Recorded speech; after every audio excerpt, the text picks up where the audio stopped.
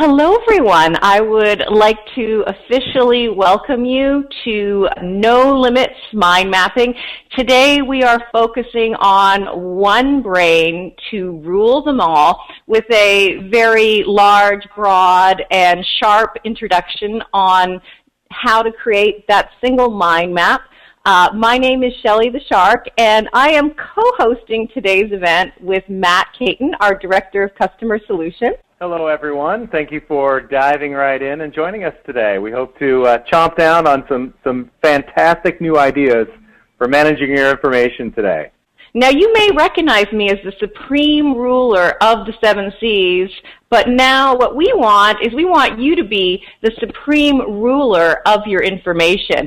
So we're going to cover how you can chomp down and intake all your information, put it all in one place in the same way a shark is going to swim around and eat whatever he or she wants. That brain can hold no limits to the number of thoughts. So we are presenting today as an apex predator because we want you to create that apex brain, that top level meta structure that's going to control all your information.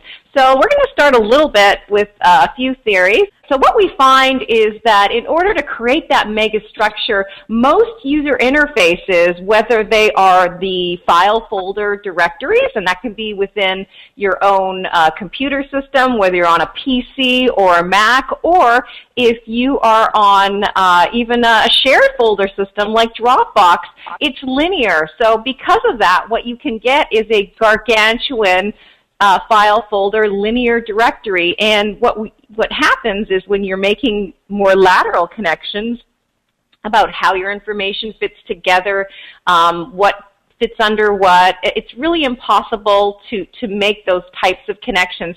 And at a corporate level, what happens is people tend to get lost. They tend to get buried in their information.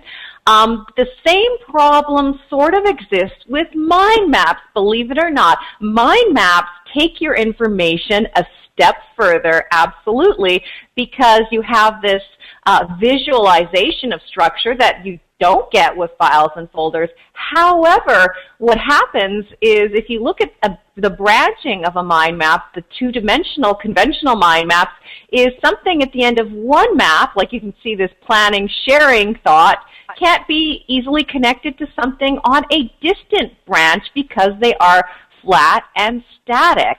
So this is where the brain comes in. We are a hierarchical and associative mind map, and we are dynamic and animated. If you look at the fourth row here in this column. So this is just to give you a context. There's a lot of debate actually within the tech industry as to whether the brain is a mind map, and if so, is it a futuristic mind map? Where does it fit in? So for those of you that are coming from other mind mapping programs, you can pay attention to this particular category. And for those of you that don't know anything about mind maps, that's fine too. We're gonna cover it all. But the idea behind a mind map is literally to digitize your mind, to take all that information that's out there and put it in a single brain. But what tends to happen with flat-based mind maps is you tend to create a lot of topic-specific maps because they can't all fit into one space. Whereas with the brain, there's literally no limit to what you can connect.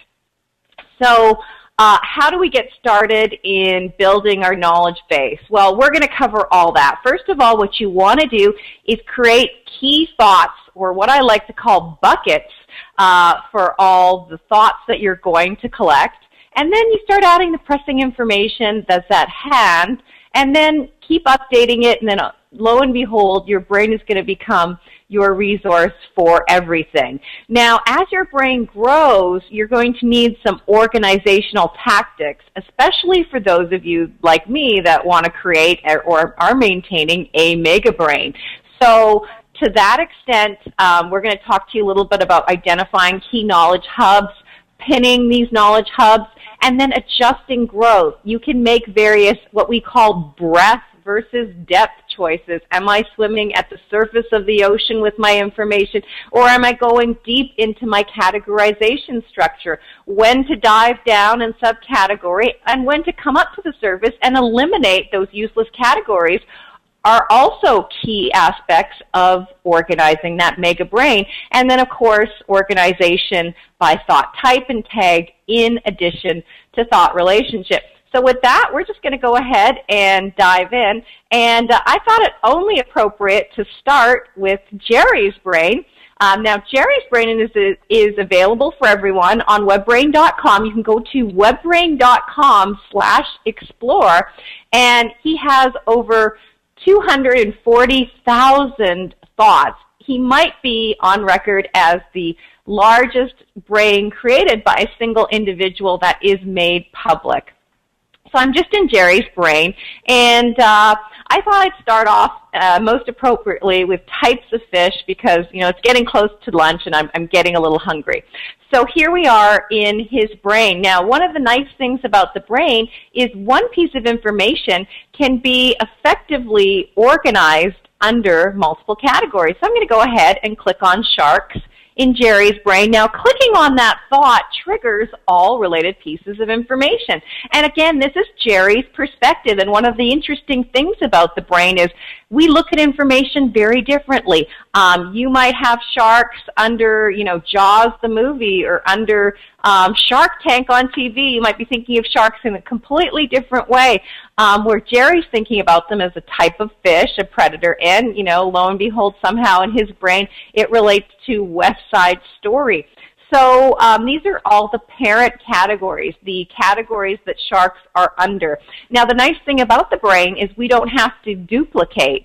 Sharks doesn't have to be repeated under all these different categories. It's just right there connected to it all. And then below that we have just different child thoughts. So if we want to get into shark attacks, shark fin soup, shark saving swimmers, that's an interesting category, or just go into types of sharks, I can go ahead and do that. And again, the interface is going to change. So I'm going to click on the great white shark, and then you can see that that great white shark, he has something below it, a child thought, as Jaws the movie. And so now we're moving into a different area. So now Jaws the movie is, of course, related to the movie. It's a great white shark, and it's also under blockbuster movies. So now when I click into that, on that thought, I'm moving into a whole other universe of areas. And that's what your brain's going to do. It's going to help you sort of discover information that would otherwise be overlooked. And so from there, we might move into the Titanic. And you can see how we've gone from like Jaws to the Titanic, and from there I can click on James Cameron and see what projects he's up to and talk about not just sharks, but perhaps deep sea exploration.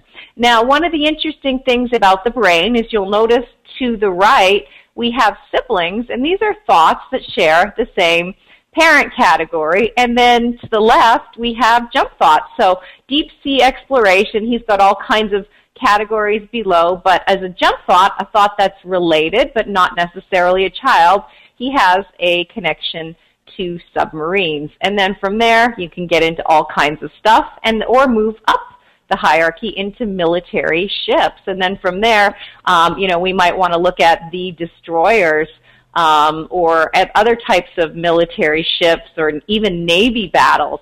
So, and there's really no limit. You know, I could literally keep clicking on this brain and get lost in all kinds of stuff within this, or go into famous battles, and from there go ahead and go to the Battle of Gettysburg. So it's really interesting how you can see how the software just scales. It's always showing me what's relative to my active thought and always giving me new ideas based on what I've clicked on.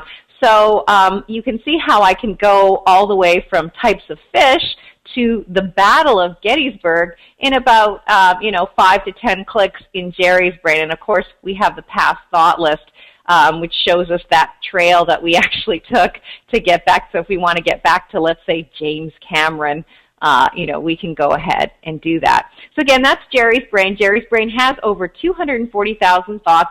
I'm more than happy to send any of you the link that want to go ahead and look at that. Now, the other thing that's interesting is what to put in this brain, what to put in your mega brain. And really what you want to do is create categories for all key aspects of your life. And you can even have stuff on, beliefs, stuff that you're really interested in. He's got a whole section on that. He's got a section on humanity.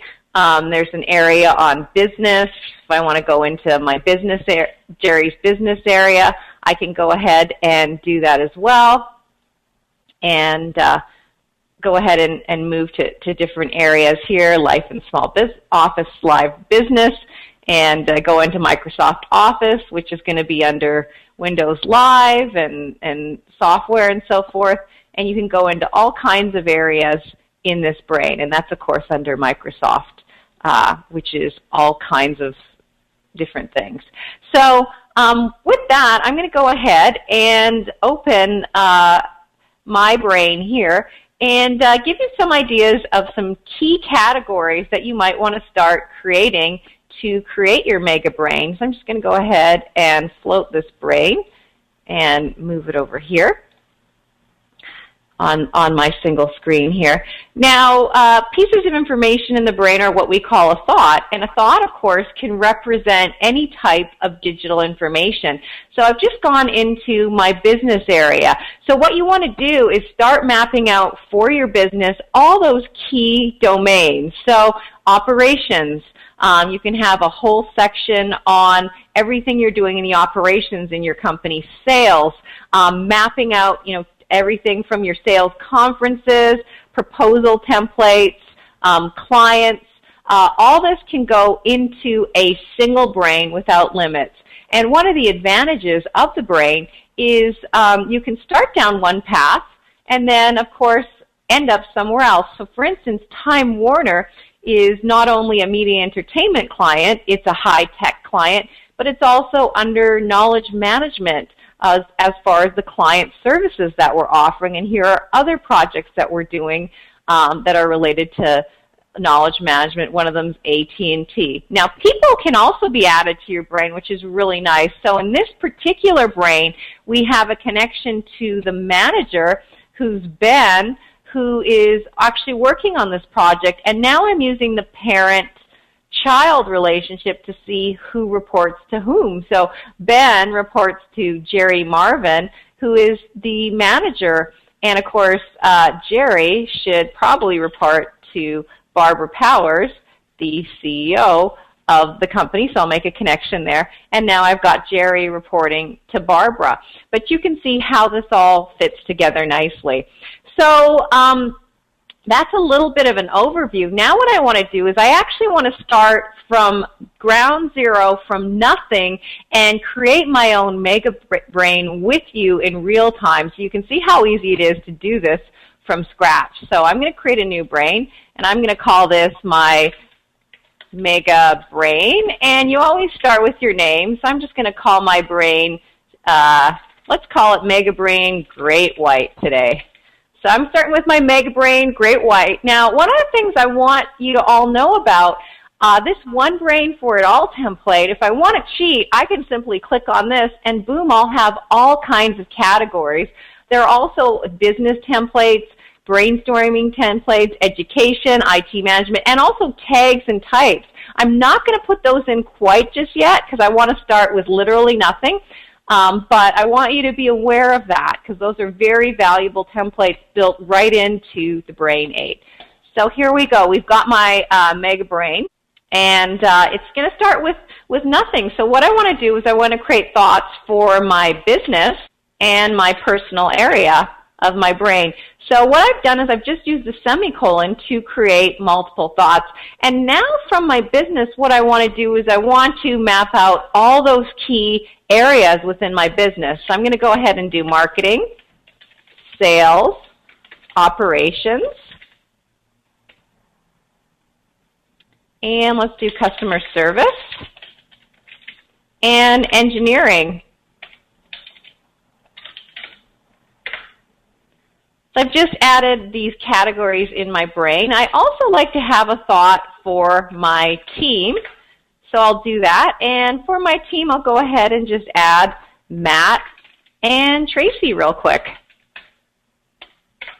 So I've got some team members in. Now, as I'm building an area, let's say I'm focusing on marketing, I want to create a pin to that area so I can always see it at the top of my screen. Now I'm going to go over to personal, and I'm going to create some thoughts for hobbies, family, vacation, and let's say special interests.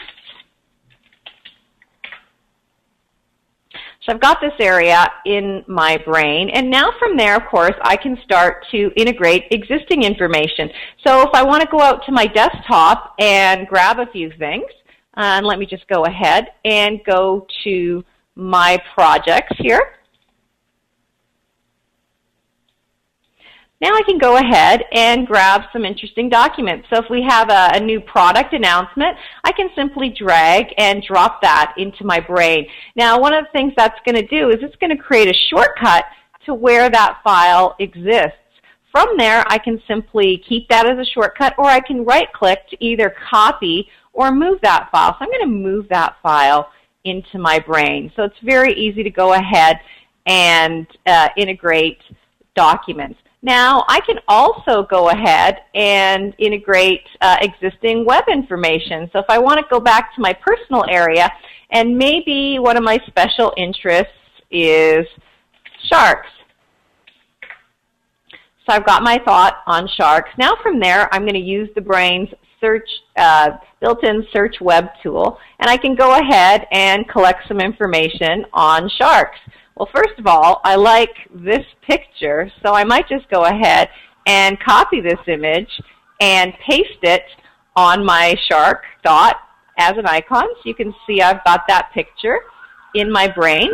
And now from there, I can continue to grab any kind of information that is interesting. So there's an article on CNN. Looks like, wow, there might actually be a shark that's even greater than the great white. That's interesting to me. So I'm going to drag and drop that into my brain, and I'm going to continue to build this. So let me go ahead and grab a few more web sites. Now what I'm doing is I'm simply grabbing and dragging and dropping the URL, and if I drag it on a thought, it's going to connect to that thought. If I put it below the thought, it creates a new child thought.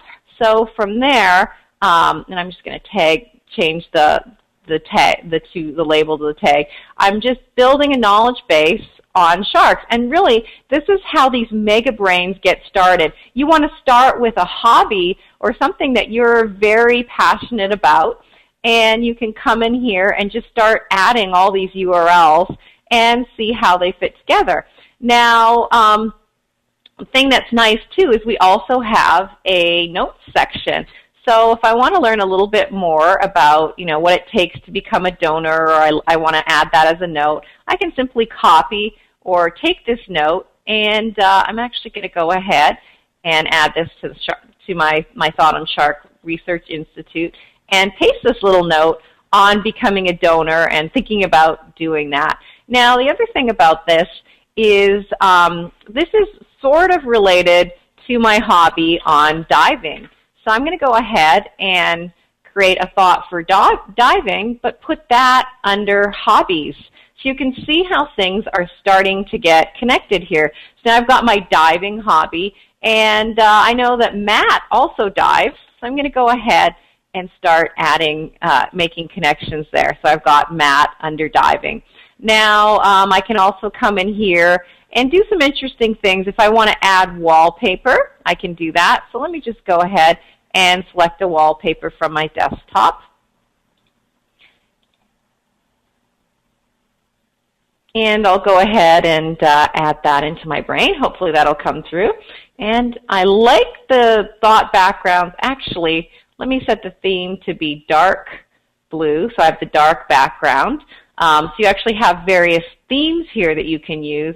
And I'm going to go ahead and select that wallpaper again now that my thoughts are a little bit darker.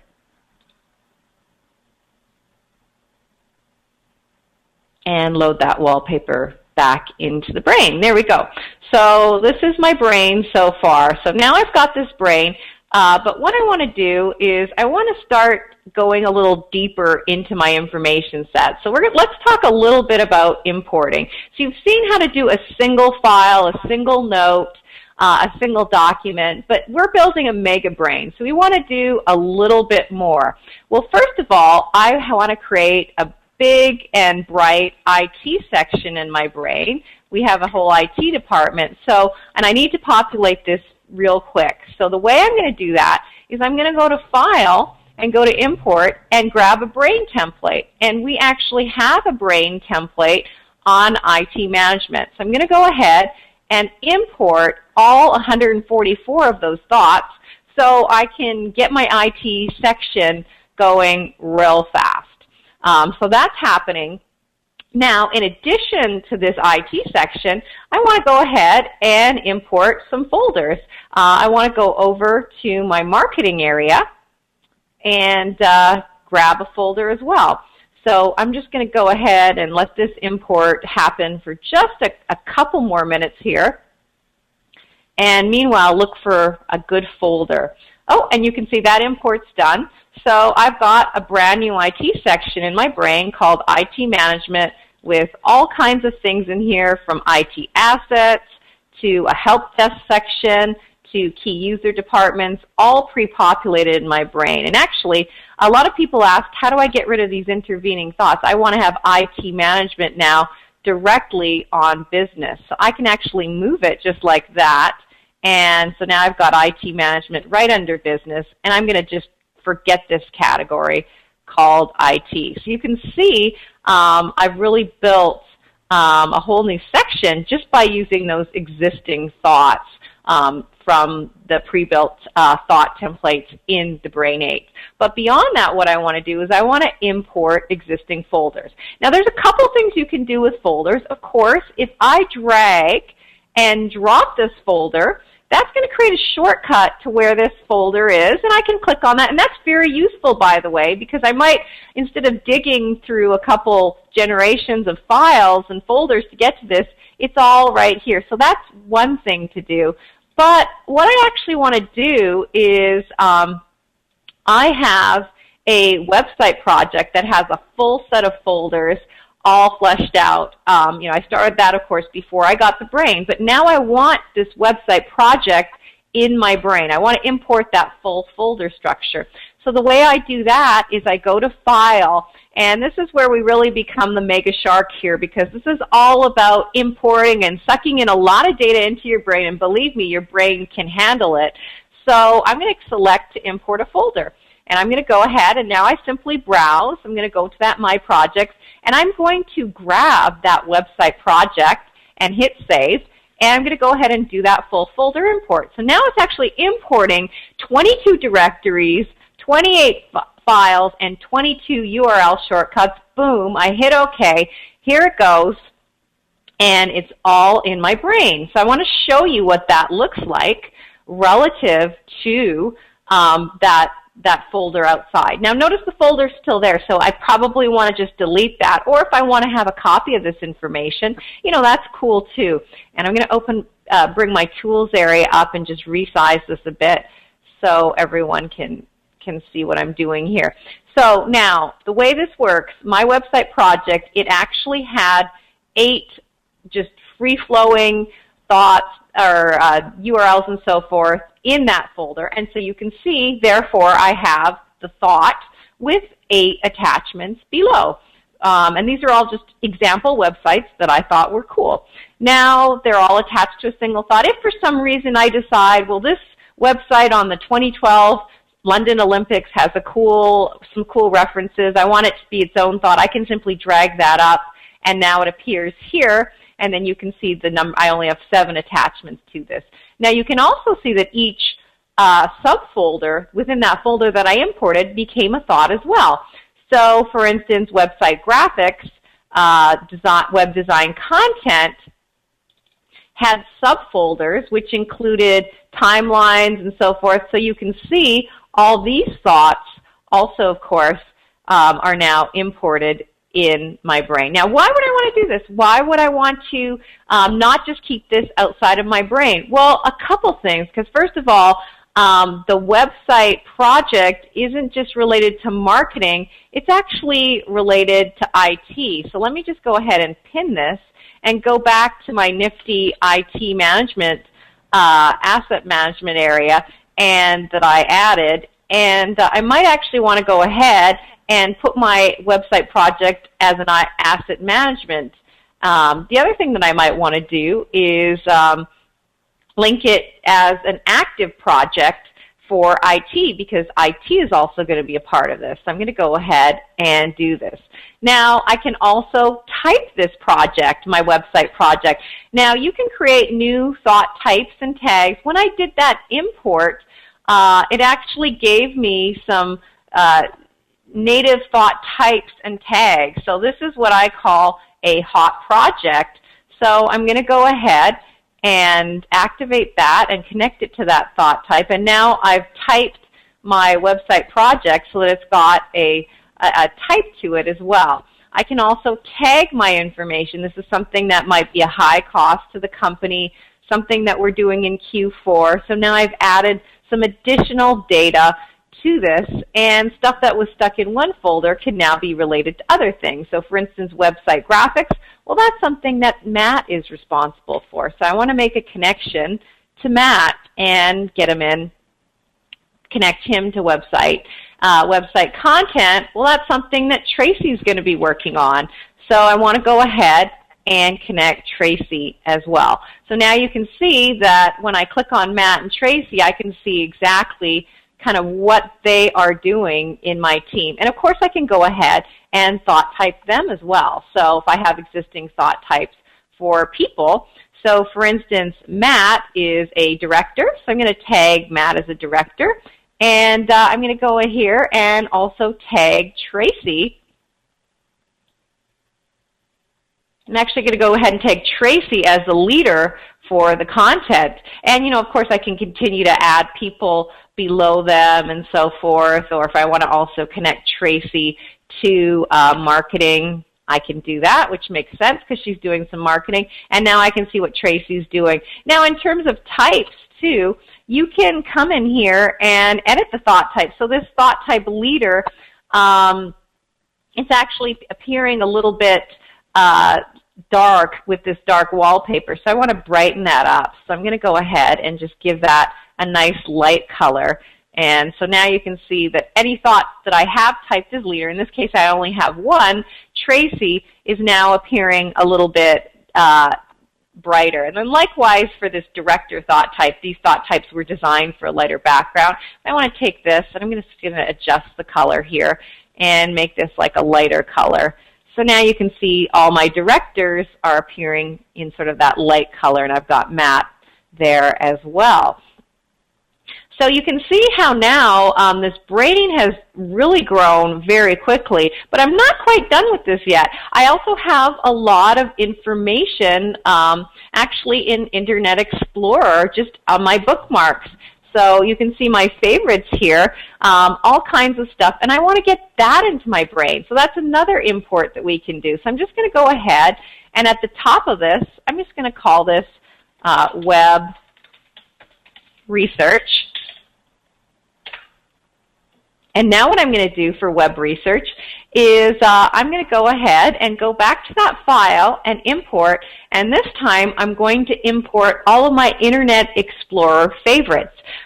So you can see the pattern here. I'm taking my folders that were isolated in my folder directory. I'm taking my websites that were isolated in my browser, my ideas that were trapped in my head. It's all coming together in a single brain, and there's no limit to what I can add and to how many thoughts that I can create. So I'm going to select Internet Explorer Favorites. It's going to ask me if I want to proceed, and I'm going to hit yes.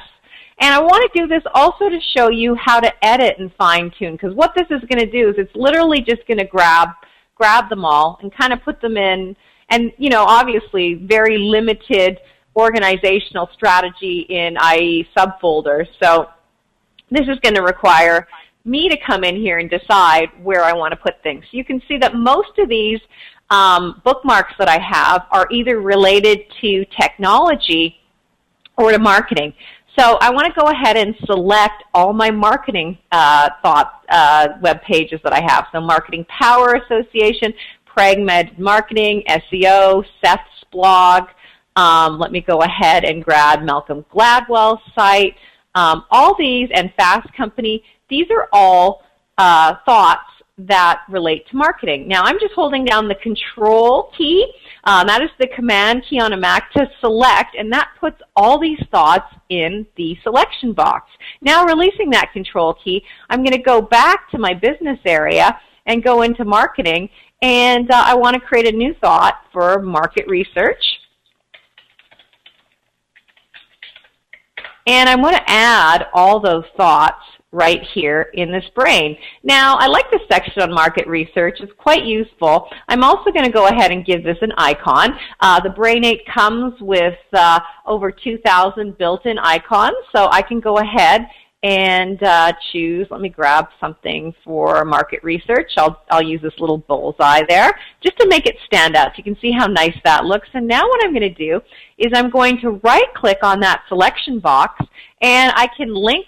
Now, just for the sake of showing you, I can link these as jumps, and they can, they'll appear to the left, or I can link these as parents if I wanted them all above, or I can link as children, which is what makes sense and what I want to do, and they're going to appear below. So I like that. So that looks good to me. Now they're still in the selection box. What I want to do is this web research area. I actually want to get rid of this area, so I'm going to unlink them from web research. So now I unlink this selection. So you can see this web research area is sort of getting smaller. Now in IT management, I'm going to have an area called IT research. So for my IT research, and maybe that belongs, I've got an IT research area, so let me actually forget that. And this looks like an interesting area here where I've got websites.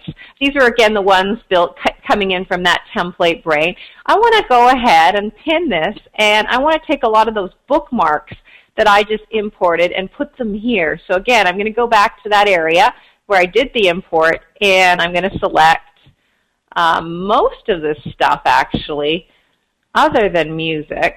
So let me grab this. And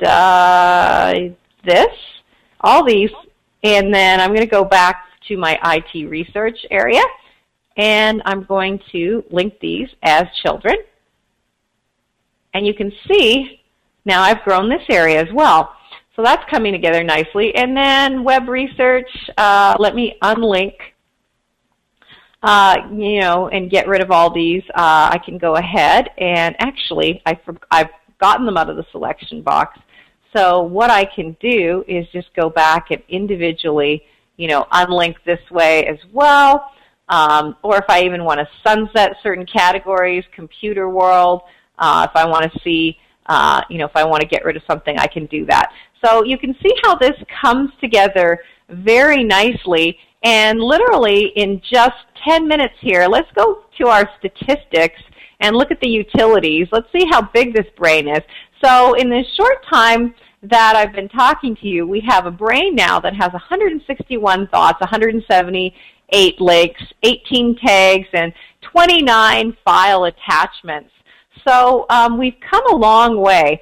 And as your brain grows, the other thing that you want to keep in mind is you can actually look at this and expand the view as well. So if I hit the plus sign here, now we can really see that IT management area, this marketing area. So this is an area, this plus enables me to turn on the distant thoughts. The other view that's quite nice, especially those of you coming from a mind mapping perspective, the outline view. And what outline view does is it gives you a little bit more of a linear way of looking at things, and you can sort of expand and collapse different areas of your brain just by sort of mousing over it and expanding and opening it. And you can use the global plus to plus open different areas.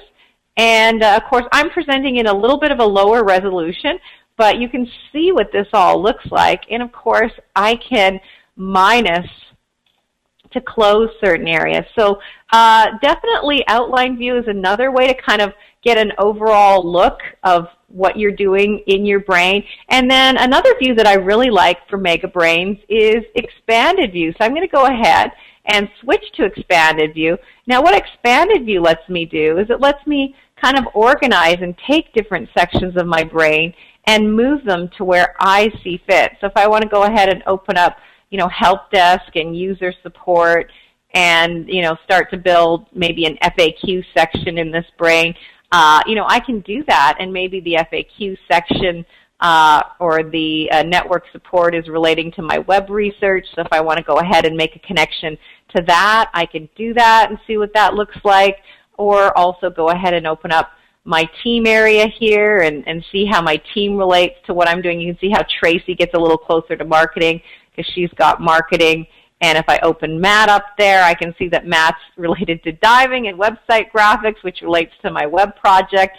And of course, opening up diving takes me to the hobbies area. And of course, that final section there on sharks.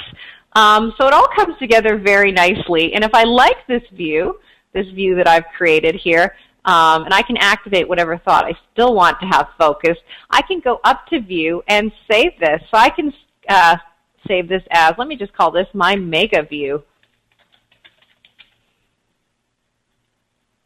And hit OK. And that means if I want to go back to my home thought and go back to normal view, with maybe just the distant thoughts on here, maybe go back to my business area. I can always go back to that view just by loading it. So let me load that mega view.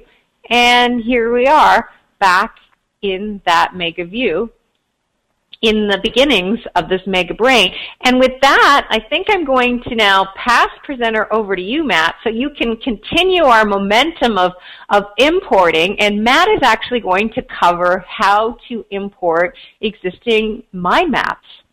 Great. Thanks so much, Shelley Shark. And I appreciate you navigating and swimming through all the different ways of creating a new brain from scratch on a thought-by-thought basis. But we have a lot of different options for you when you are creating your brain, and one of them has to do with importing other sources, other mind maps, other files, other documents, and so on. Those can all actually be imported so you can get a jump start on your mega brain with your existing content. And I'm going to start out now by showing you one type of mind map that is out there. Some of you may be familiar with FreeMind, and FreeMind is a utility where you'll see the similarities between the brain and FreeMind. We're making connections between data, between pieces of information. But one of the difficulties, I think, of FreeMind is when we start working on those cross-references. So often I'll be building a brain, and in a very large mega brain, you'll get to a particular area of your brain, a particular thought that's linked or related all the way back to maybe even the first thought that you started with, or a thought that's in a completely different area of the brain. And the brain has a great way of demonstrating those relationships. Here in FreeMind, if I want to connect, you can see over on the right, we flow into an area of people, customers, distributors. I've got my top customers. I can clearly see Linda Designs, Sanders & Sons there. And of course, I can attach information about those customers and their credit they have with my organization, what their purchase history, and so on. All that information can be there.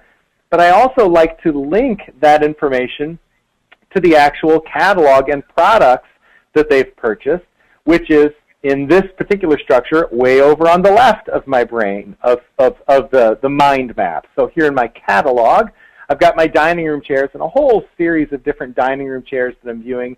And this wasn't very intuitive to me at first, but I've found that if you control-click on two thoughts or on two items in your mind map, you can right-click, and if I go down to Insert, I can add a graphic link. So there, I can visualize that connection, and now I can see that Sanders & Sons is linked or connected to the cottage armchair. Sanders & Sons also, if I unclick on that, Sanders & Sons also likes the cottage side chair. So I'm going to draw a connection there. So once again, right-click, insert my graphic link.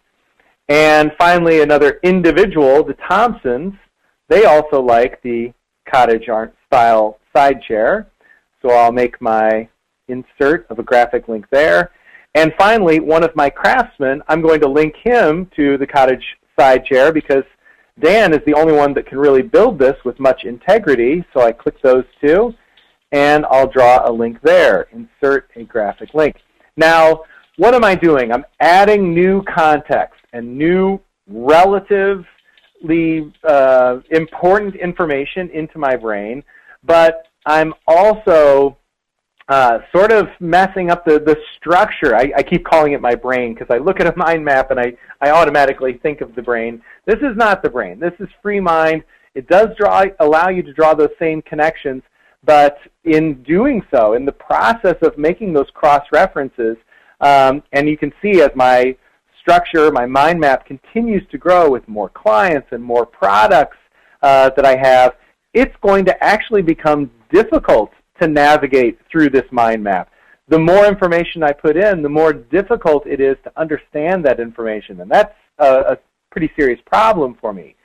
So let's take a look at this exact same structure in the brain. And to make sure that I'm getting the same structure, I'm going to start with a blank brain. So a clean slate. I have a brand new brain called My Business. And I'm going to go up to File and select to Import. And as you can see, we've got a lot of different import capabilities. Now, Shelley showed us the importing of folders. I am actually going to navigate down to my free mind file. So if I go out on my desktop, I've got a series of maps here, and one of them is my Laura Bloom furniture. So I'll select that and open. Now it's going to verify, are you sure you want to proceed? Yes, I do. Now, all of that information, the documents, the attachments, any web links or notes that I had in that free mind file are now accessible to me here in the brain. So I can go into People and go into my customers and my top customers. Now, I didn't save those changes yet. I want to show you how I do them from the brain. So once again, Sanders & Sons are interested in two specific products that I have, the cottage side chair. So I click and drag a link. And you can see as soon as I type in a few letters, the brain presents me with a list of existing thoughts.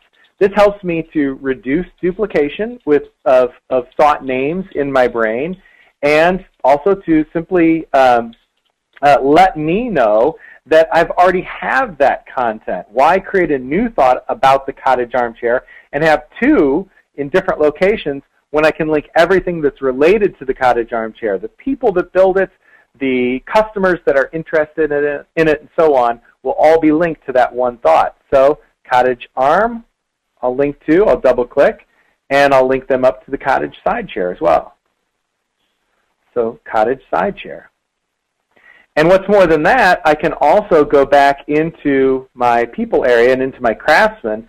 And as I mentioned, Dan is the key builder behind the cottage armchair. So I'm going to draw a jump thought between Dan and the cottage armchair. I'll do the cottage side chair. And I'm going to click on that link between the two thoughts, and now I'm actually going to define the relationship. In the future, again, as I continue to build my brain up, I'll see all these links connecting to the cottage side chair. And I'll have no way of defining those relationships if I'm just drawing straight links. I actually want to define what that link is, what that relationship is. So I can right-click on the link between the two thoughts. And, oops, let me select the right one there. So I can right-click on the link between the two thoughts, and I can specify or edit that link. So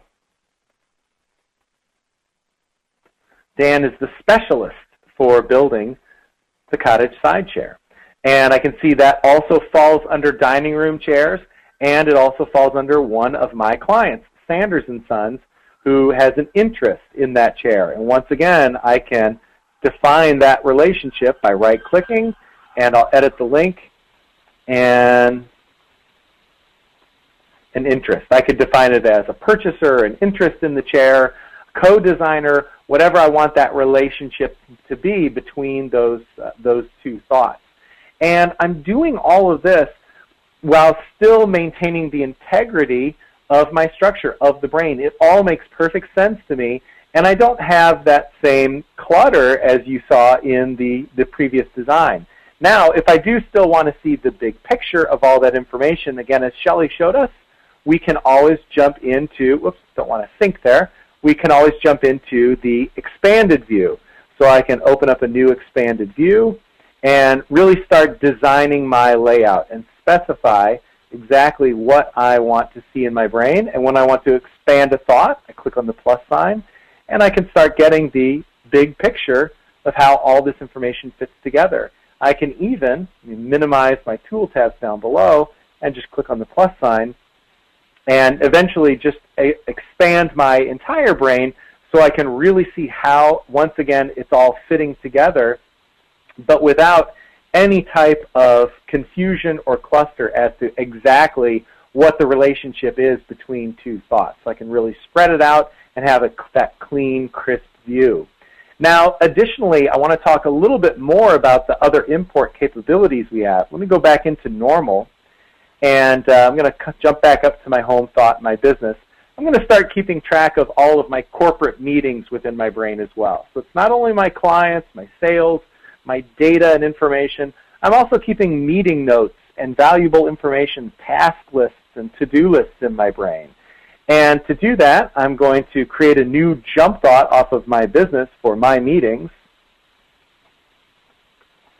And one of my colleagues recently attended a meeting, and everything that took place in that meeting was done in their mind mapping utility, which is Mind Manager. Now, I do not have Mind Manager installed on my machine, but I've been given that mind map file. So what can I do? I can import it into my brain to once again avoid all of the possibilities of the cluttered layout or all of the cross links sort of overlaying my view. I can actually bring that Mind Manager file into my brain. So once again, I'll say File and Import, and this time I'll select an MMAP file. And so if I go into my maps, so desktop, and here's the file that was just delivered to me, my weekly status meeting. I'll say open, and yes, I do want to proceed with that import. And now all of that information that was in that Mind Manager file is here in my brain. I can see the agenda that was discussed. I can see that we're discussing working on a demo, but that demo is critical issues.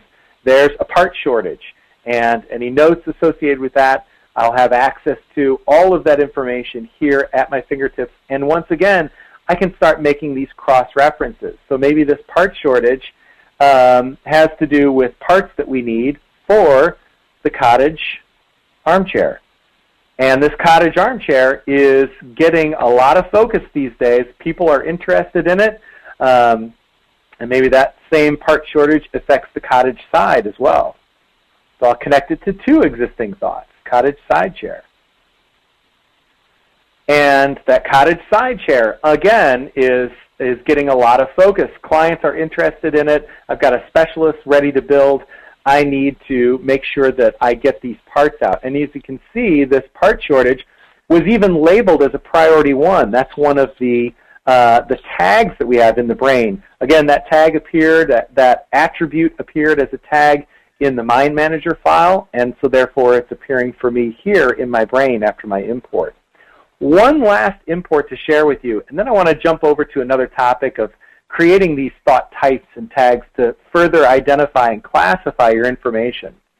So here in my brain, not only do I keep track of my people and customers and so on, but under history and materials. Maybe materials, I want to link up to that part shortage thought. So once again, I'll just link to existing. I love that feature. And here's where I also want to do another import. I had one of my employees actually go out and put together a spreadsheet that focuses on the different products that we use, the different types of wood that we use for furniture building and so on within my organization. And I want to bring that right here into my materials area of the brain. So let me actually open up that particular thought. Here it is, this wood resource spreadsheet. And you'll notice this spreadsheet is laid out in the typical type of outline view that we use. So falling under wood species, we've got hardwoods, a little down further, softwoods, the different classifications of hardwoods, oak, cherry, and walnut that we use, and some of their different attributes. Very nice, clean layout. I'm going to be, again, referring to this often. Now, I can very easily, as Shelley showed us, do a drag and drop and bring this right into the brain. So my Excel spreadsheet that's been sent to me, I can drag it in, drop it on a thought, and open that from that thought at any time. In this case, I want to really dive into all of this information they've provided and link it. You know, cherry wood is only used on certain products, and I want to link that to the different products in my brain, and then be able to further classify it's an expensive wood or it's an inexpensive wood. How expensive? How inexpensive? And all of that information can then be in my notes. So rather than just bringing the file in, I'm once again going to import it. So you'll notice that same structure that you saw there. I'll go up to File, and we'll do one last import. This time, oh, actually, I'm sorry. I'm not going to do it that way. Let me open that document one more time. For this type of import, it's a little bit of a different process. I'm actually going to copy and paste the outline.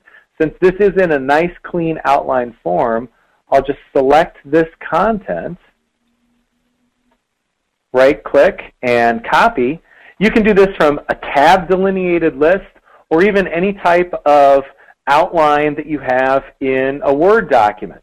So bullet points and an outline structure of a book you're writing, a novel, of a project you're working on. Tab-delineated lists, or an outline, or as you can see here, an Excel spreadsheet. Let me make sure I copy that. So I copy that onto my clipboard, and in the brain, I right-click and select to paste the outline. The brain notices that I have an outline structure on my clipboard, and so it knows that I want to paste this in. And here already, it's finding duplications. So you can see the thought name oak already exists. What do I want to do? In this case, I don't want to link to the existing. I actually want to always create a new thought for this structure, because that oak is actually the name of a different product that I have. So here you can see my wood species qualifications, hardwoods and softwoods. I think one of them was oak. Oak is divided into red and white, as you saw in the document, and here are the different categories of or classifications or information we have about white oak and using white oak in our products. So that structure has been brought into the brain, and now I can link. All right, I always want to use red oak for the cottage armchair. So once again, I use that link to existing feature, and I've got a lot more information that is available to me about my products and about my thoughts here in the brain. Now let's fast forward to the future. I've got another version of this brain where I've already started creating thought types. So I want you to see what that can look like. So I'm going to open up my Lore Bloom Furniture Company brain. Again, it's the same data, but as you can see, I've started adding thought types and tags. And I want to talk about the reason why I like to add these thought types and tags. I believe Donna and a few others on the discussion board had a question about what's the difference between a thought type and a thought tag. And here's my definition in a nutshell. Obviously, let me say this first. It's always a personal choice. It's up to you. You might just want to create a thought called people, and all of the people in your organization are linked to that thought called people. But you may want to distribute your people under the different products or the departments they're working in and create a thought type called people. The advantage to doing that is in the future, you can run a report. So let me minimize my brain here. And, whoops. And I'm going to open up my reports. And you can see on the reports, I can actually filter reports. So I can say, ask my reports to show me all of my thoughts of a particular type. Or I can filter my searches. When I'm searching for George, but only under people. George might also be the name of a chair that we're selling or what have you. So you can filter your searches. You can filter your reports. Here I can run a report for all thought types that are VIPs. So my VIPs fall under my customers section, but I specifically want to see my VIP customers. So I can get to that thought very easily by running a report and navigating to the specific thought that I happen to be looking for. So let's set up a new thought type. Let's say I want to create a thought type for all of my new customers. I want to treat my new customers very well. In fact, I want to pamper them. I want to make sure they're getting information about our new price lists, new products, and so on. So every now and then, I need to run a report. Show me a list of all of my new customers so I can grab their email and send them off this information. I don't want to go sifting through my brain thought by thought, customer by customer, and questioning myself, are they new, or reading through the notes and so on. My thought type defines that information for me. So Lightline Furniture is a new client. They're a new customer. I'm going to right-click on this thought, and I don't have a thought type for new customer, so I'll select New Type, and the thought type is New Customer. Now I can define what a new customer thought type is actually going to look like. For this particular thought, the new customer, every new customer will have an icon. Maybe I want a gold star. So I would go into choose a category. Now to do assign an icon to a thought type, with that thought type as the current active thought, I click on this plus sign down here in the Thought Tool tab. I click on plus. I could also right-click on the thought and select to assign a thought type. I'm going to select a symbol. And here I have this nice little gold badge. So all of my new customers will have that nice gold badge appearing next to it. And now I can select a group of thoughts. So let's select Lodge at Torrey Pines. I'm going to control-click on a series of thoughts. Inline Furniture and Brewery Gulch Inn.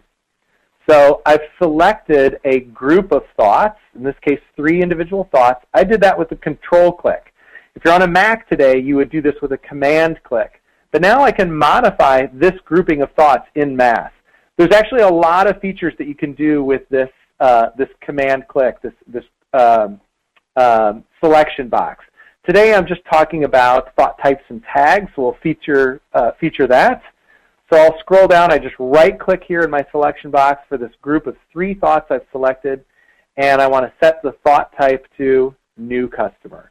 So I've assigned all of those to new customers, and now I can see Brewery Gulch, Inline, Lightline Furniture, and the Lodge at Torrey Pines are all new customers. And once again, I've got a new pricing list available. I want to get this out to my new customers, let them know of the sales that we're having this month.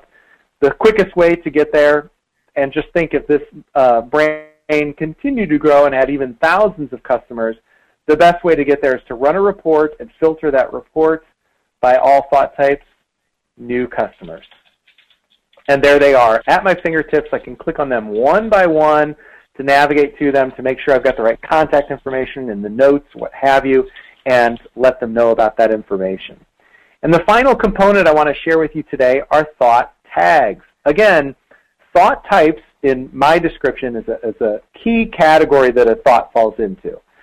You can always go back and change it. Eventually these won't be new clients. I'll want to change them to a retired client, or to a hotel, or a frequent client, what have you. So I can change that at any time. But my thought tags are attributes of that particular client. Now I want to change, I sort of was playing around with the color scheme here. I want to clean things up a little. So as Shelley showed us earlier, I'm going to go in and just set up a cleaner theme. So I'll set this up to light blue so we can see everything a little bit better. And here in my thought tags, you can see I've already created a thought tag for my current focus. Anything I have over 50 of in inventory, out of inventory, retired pieces, and so on. My thought tags can be any type of classification I want, and I can assign multiple multiple tags to a single thought. That's really the beauty of the tags, is they can have multiple attributes. So in other words, if I go into my furniture area, and here in my catalog, I'll go into my vintage mission furniture, and in my living room group, I have my director's chair. I can see the Logitory Pines recently purchased a director's chair. I have sales of this director's chair is going up, up, up. So my sales are currently over 50, and I just noticed I'm out of inventory. So when I come to this thought, that's a red flag. This needs attention. I've got a customer that called in and requested 50 of these products, 50 of these tables, and I'm currently out of inventory. I'm also going to flag this as a current focus then. So I've checked 3 different tags. This falls into 3 different categories. It's reaching high sales, it's out of inventory, and therefore it's a current focus. I need to assign this to one of, I'll give this over to Dan. So I can assign that to one of, oh, Dan's not in this particular brain. Let's see if Bill or, there, I'll assign this over to Tom Turlington. He's a distributor, but I'll let him know that this order is coming up, and I can assign this to one of my builders. I'll say Bill, and leave some notes down here that Bill needs to get on this project right away.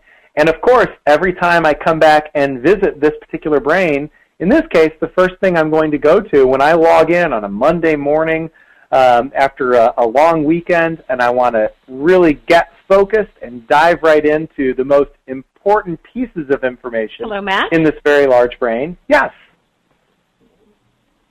Yes, are you there? Matt, I think we're... And Shelley, sorry, it sounds like we're breaking up. I hope we're still good on our call here. And this is the last component I wanted to share with you, is that now I can go to this current focus thought, and I have all my most important pieces of information at my fingertips. And with that, Shelley, let's open it back up. How are we? I'm sorry, I realized we just went over time. You and I were both diving into the deep end on all these features and capabilities. So shall we open it up for question and answer? And Shelley, I'm not sure if you're with us now. We may have lost Shelley. I'm going to open up the, and Tracy, let me know if you're there, if we're still broadcasting and still online. I think Shelley may be having some technical difficulties. And Shelley, is your mic back on? Are you there? Yes, my mic is now back on. Sorry, it just got a little waterlogged over here, so ready to go. Great.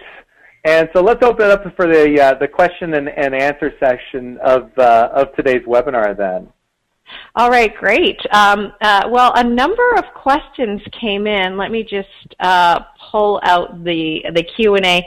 A couple of questions, first of all, about just dragging and dropping folders, what I did at the beginning. People were wondering if I was copying the folder, creating shortcuts, and you can do either. So if you could just review real quick different options for importing files, and then also just dragging and dropping from the desktop. Okay, great. So I'm going to, I use this brain quite often. I'm going to go back into my business brain that I just created today, and I can re-import some more content. So the 2 main options that you have with a folder is to simply do a drag and drop. So if I do a drag and drop here, if I look down below, here I've got a folder called eSolutions, and I just drag and drop this into the brain. I'm actually creating a shortcut. I'm visualizing the content of that particular folder, but I haven't brought anything internally into my brain. If I synchronize this brain with the brain cloud, this content will not be there. This content is only on my desktop, in this case, and is being visualized in my brain. I make changes to that folder. I add new content. Those changes will be reflected here. So in my Maps area, my Maps folder, I can see on my thoughts, these are all the different sample maps and outlines and things that I have available that are in that particular folder. Now, the other option that you have and I believe Shelley demonstrated this earlier, she actually imported the folder. And that's personally what I prefer, is to actually bring a copy of that content into my brain and continue on using it from the brain. And to do that, I would go to a thought, and I would say File, Import a folder. I can select the folder, so I'll just go to I'll go into my eSolutions folder and select Action Items. So yes, I do want to import that, and it tells me that it's importing 8 subfolders, 21 files, okay.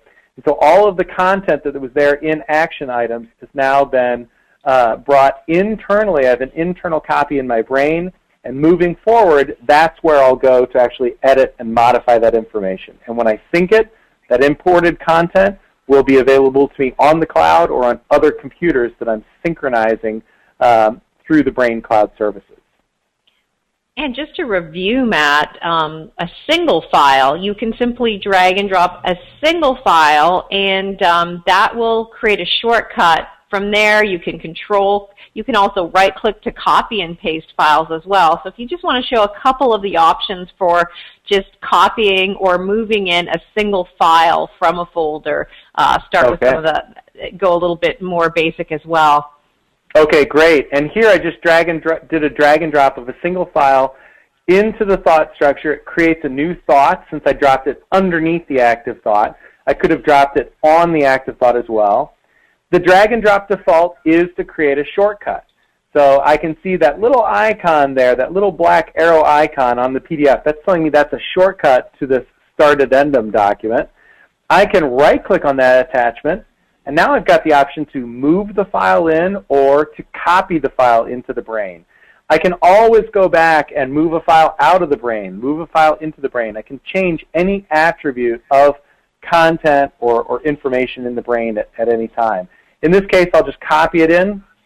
So therefore, I now have an internal attachment for this startup addendum. The original is still back here in my eSolutions folder because I copied it, didn't move it. But the benefit there is that I'm now able to synchronize this particular brain to the cloud, and that file will be available to me online.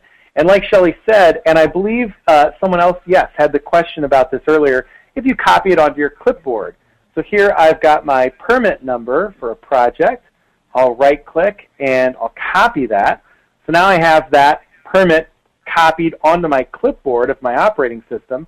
And here on the attachment area where it shows all the attachments for the current active thought, I can right-click and I can paste that file, or if I copy a folder, I can paste that folder in. So now I've got this file pasted internally, the Word document, here in this particular thought. So many different options for you there. All right, great. And then we have a question from Donna. If I use the One Brain for It All template, how do I merge that brain with a brain I already have on my Mac? So Matt, a couple things. If you want to show again where those templates are, maybe just create a new brain with the One Brain for It All and then show how to merge brains together.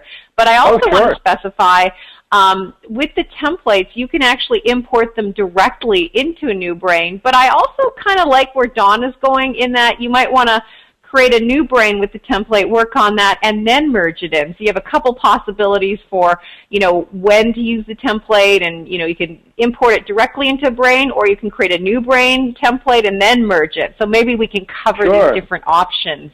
Okay, and the first one, obviously, is just to take my existing brain, and I go down to File, Import, Template Brain. And here's my list, so I can take any of these brains. If I know I like the content and I definitely want to merge it into this brain, I can do it right from this particular window. But as Shelley said, if you want to bring it into a separate brain, work on it, finesse it a little bit, make sure it's the right content, then merge it into the My Business Brain, we've got that option. So I'm going to create a new brain. And this new brain is going to be called Project Shark Tank. And I'm going to select One Brain for It All. I thought you might like that. And so this is One Brain for It All template that I have checked. And so it takes a little bit longer, but not too long. I create the thoughts, the starting thought, Project Shark Tank, and as you can see, it's pasting in all of my content. Now that one brain for it all, it does have a lot of content. There's thoughts in there, there's thought types, thought tags that you can very easily modify and finesse, so I'll give that some time to work. But when it's done, and when I've put in my own input into this brain, the Project Shark Tank, and made my own changes and modifications, I'll then go back to the other brain, and I'll just show you where it is now while this import process takes place. I'll click on File and simply select Merge Brain. When you select Merge Brain from any brain that you have open, you can then go out, find another brain that you want to actually incorporate into the brain that you're currently in and merge the two together. So now here you can see I've got Project Shark Tank, and I've imported that sample brain that is available with all of the thought types, thought tags, the tool icons. You can see the tag list and the thought types are quite extensive. I can delete these, rename them, modify them in any way, and when I'm happy with that layout, I'll go into, and I'll go the opposite way here. I'll actually merge in the other brain with my Shark Tank brain. So I'll say File and select to Merge a Brain. And I'm going to merge in my Lore Bloom folder. I have the brain I was working in today, my business. I just built today. Go ahead and say Open. And what it does now, as you can see, I'm not touching the keyboard right now. It's opening the Lore Bloom, or the My Business brain. It's going to copy all of its content, its internal attachments, its files, all of that data, copy that onto the clipboard, take me back to the new Shark Tank brain, and paste that content in. So thus, the two have been merged into the Shark Tank brain. So it already copied everything. Now we're coming back to the Shark Tank brain, and it's pasting in that content. I've merged the two brains. This is a really great example of a way to, I particularly like to create topic-specific brains, a brain for Project A, a brain for Project Z. When Project A takes off the ground and gets approved by corporate and things take off, or that client signs off on the agreement, I bring that into my master brain. And I have several different master brains, one for personal, one for business. I'll merge that into my business brain, and I've got all of that content. If Project Z never really takes off, I haven't affected my master brain in any way. Project Z didn't work. I've got a brain with that information if I want to refer back to it, but when I'm in my master brain, I've got all that information kept separately. So now I've merged the two brains, so I've got, as you can see, there's my startup addendum under my brain, which falls under the category today that I created for my Shark Tank, and under action items, standards, top customers, here's that other brain, the Lore Bloom furniture brain that I also created today in another brain database. And Matt, real quick, if you just want to go to the top of that brain and some of those categories that we got from the original import, my work, my life, if you want to show, it's very easy to rename thoughts, but a lot of people ask, once I have this template, how do I change it? And it's very simple. So my work, for instance, you can just right-click and name that Lore Bloom furniture, or goals could be changed to Matt's goals. So all these thoughts, of course, you can forget them and delete, and we should probably show that, but then also just renaming them to make them a little bit more personal from the templates is quite easy as well, as you can see here. There you go. Yeah, I can right-click on anything that I'd like. This says, I'm most interested in. Well, I want to rename that to ideas. So I simply right-click, I scroll down, and you can see there's a shortcut, keyboard shortcut there too, F2, but I'll rename that to ideas. And you can not only rename individual thoughts, you can rename thought types as well. So if I have a thought type rather, or if I want to create a new one or a thought tag, I'll just take a thought tag. I've got one item here, acquiring company A is high cost. Maybe I just want to rename that to, it's not really high cost, it's just an ineffective solution. On a thoughts tag, I can click on the gear, and that will actually allow me to modify the thought name. So rather than high cost, and thank goodness we've got spell check, I can right-click in effective 2Fs. And so I've renamed that thought tag. So we can rename our thought tags, our thought types. Any of the information there in the brain that we would like to modify can also be, can always be modified to meet our own sort of business process. All right, great. And then a couple other questions. Scott had a question about, does the brain work with OneNote, and can you import and export it in? And what about Evernote? So a couple different third-party information management tools. Absolutely. And I don't think I have those actually installed on this machine today, but we certainly can actually integrate with those, in that everything that you have and create in OneNote and Evernote, these have URLs. And since everything has a unique URL, it can very easily be linked into the brain, much the same way as a web page does. You can right-click on anything in OneNote, I know, and capture the URL for that block of text, for that page, for that item, whatever it happens to be. And then once you have that information, here I'll just open up my web browser. I can just right-click and copy that URL, right-click on a thought, and I can actually paste that web link. And it would be the exact same process for OneNote. Whenever you copy that URL, paste it in, you'll have an immediate link directly back to that key piece of information that you keep in that other application.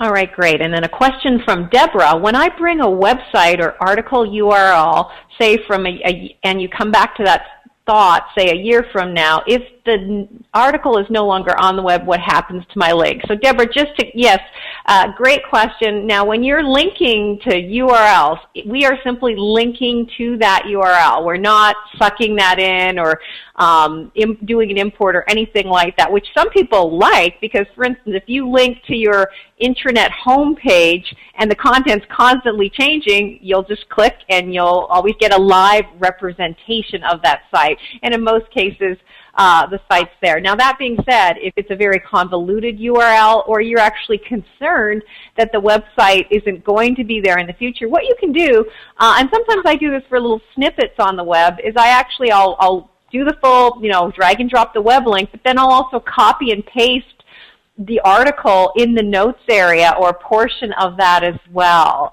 So just to be clear, when we are dragging, dropping URLs, yes, that is a live connection to that web page. So yes, in the event that that site is no longer there, that link will no longer be valid.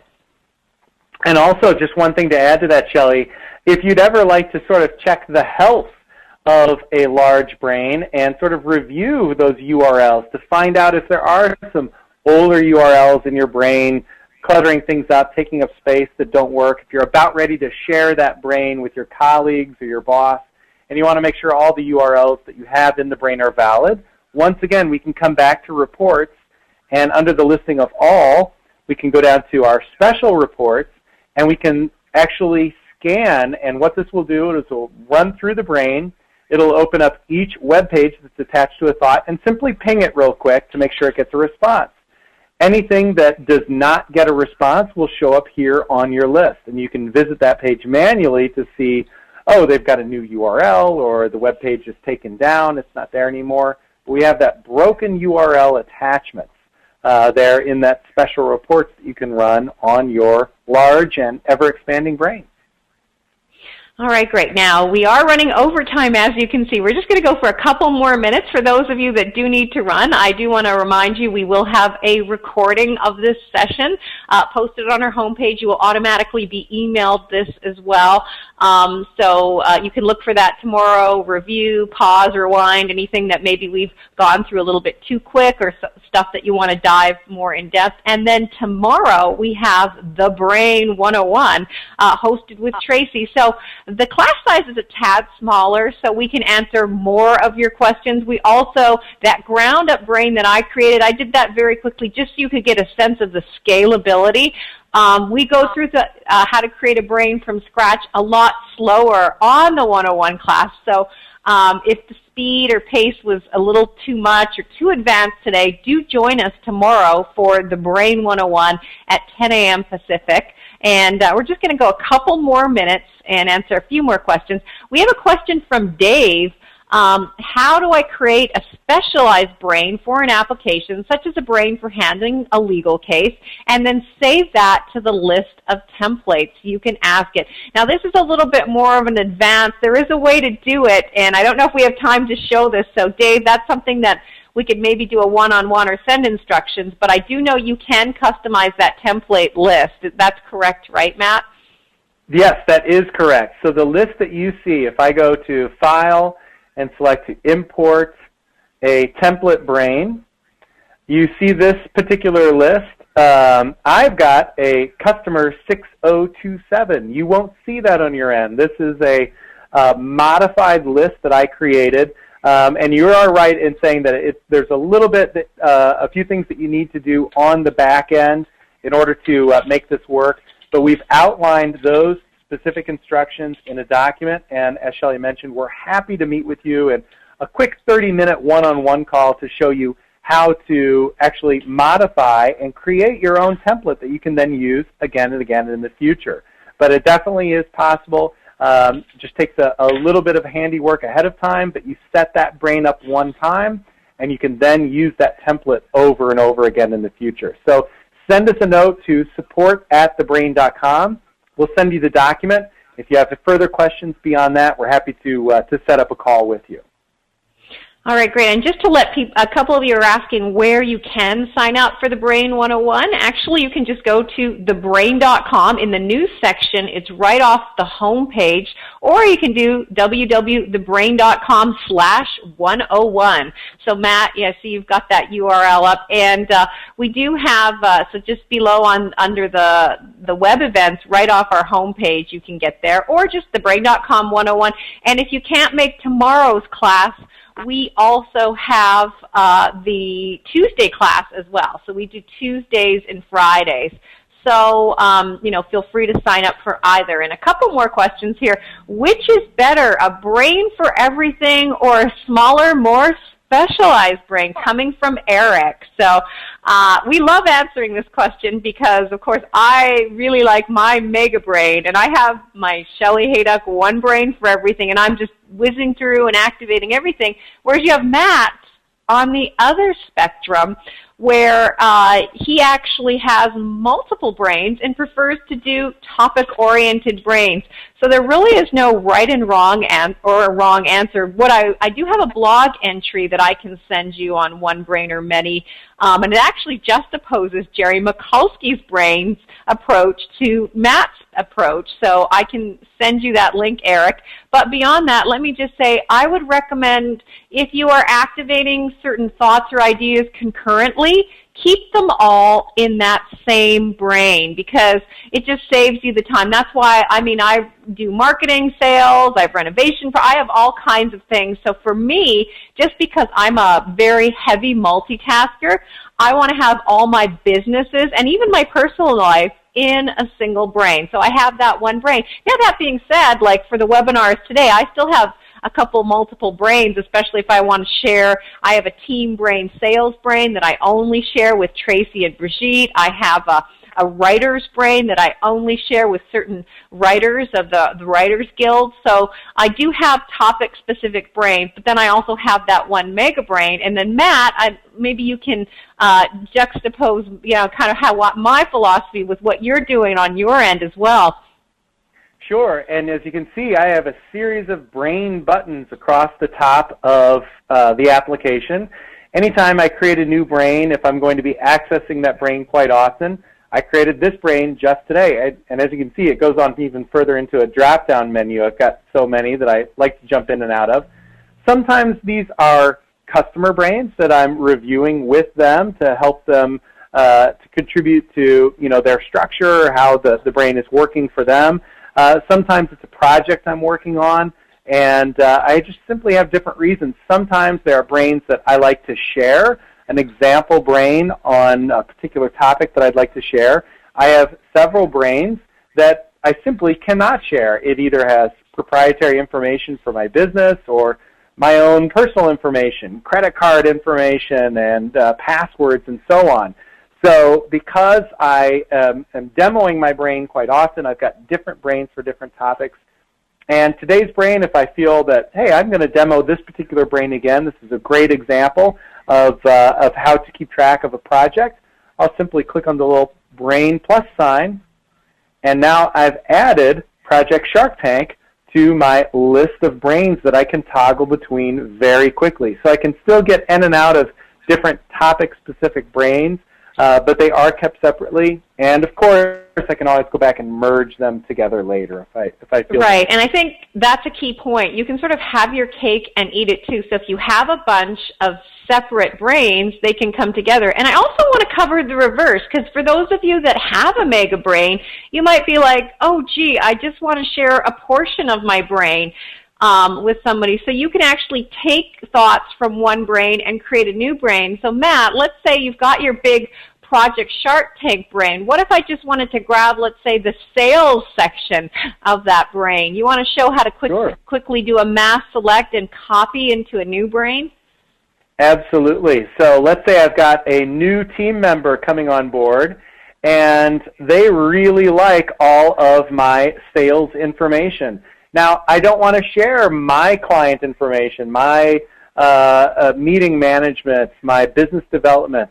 That's my information, and they don't need to be bothered with that. They need to get up to speed on our sales department, how we structure it and manage it, what our policies and proposals are. So this is the area of the brain that they need to be made aware of. In this case, I'm going to go back to that control click. Again, on a Mac, it's command click. On PC, control click. I can control click individual thoughts to add them to my selection box. I can control click on a gate to add that group of thoughts. Or with sales as the active thought, I'll right click on the selection box and select crawl and modify selection.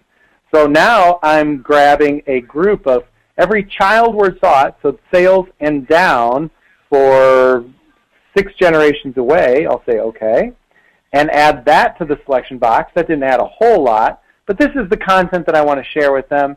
I right click and I copy those selected thoughts, so I copy that onto my clipboard, and I create a new brain for now our new employee, Beth Smith.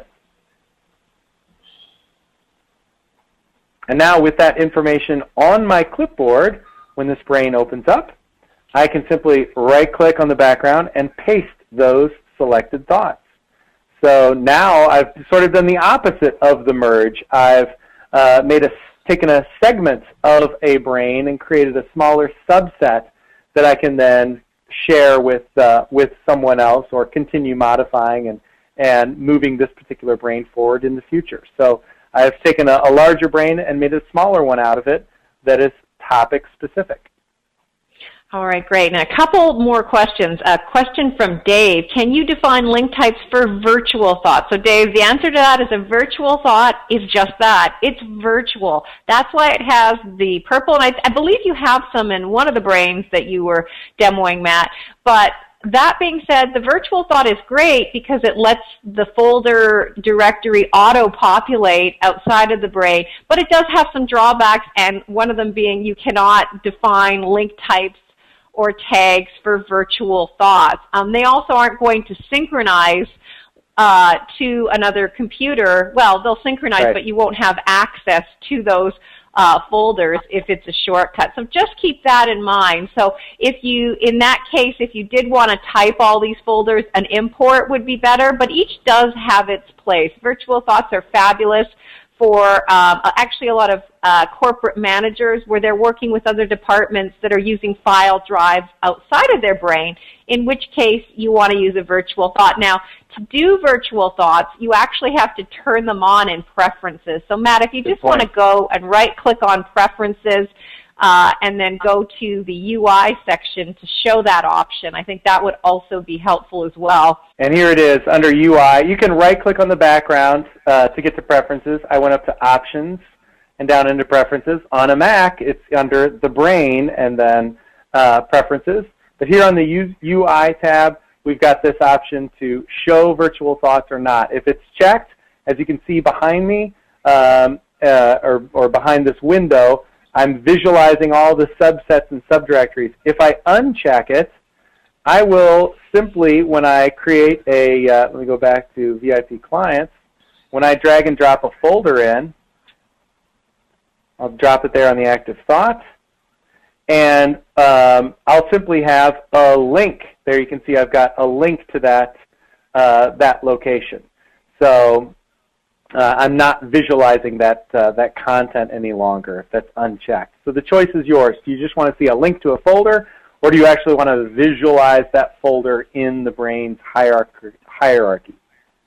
All right, great. And that was Dave C's question. Now I'm going to ask Dave B's question, and that was, does the brain import iMind maps? So we only, right now we do FreeMind and MindJet, but that being said, there are other ways to get different mind map programs into the brain. I'm trying to think how we did that, Matt. We had a client that had I think it was a different mind mapping program, and I think they converted to FreeMind, or maybe they even did it through XML, but there are ways to get other mind maps into your brain through our import. So I'll let you cover that or touch on that real quick. You and I recently worked with someone that was using iMindMap, and we gave them two options. They experimented with both the XML, but also with iMindMap, you can actually export to a tab delineated list. So they exported to a tab delineated list, copied that content, and pasted right into the brain. So that information got into the brain very quickly.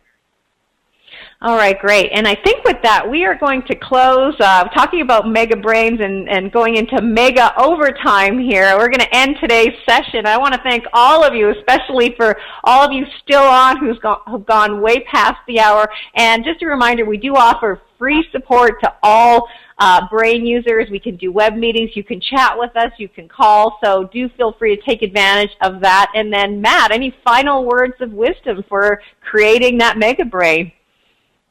Don't be afraid to dive right in. Don't be afraid of the water. The water's fine. You can create your brain, start mapping out your own personal interests and hobbies, and you'll be amazed at how quickly your mega brain will be created before your eyes.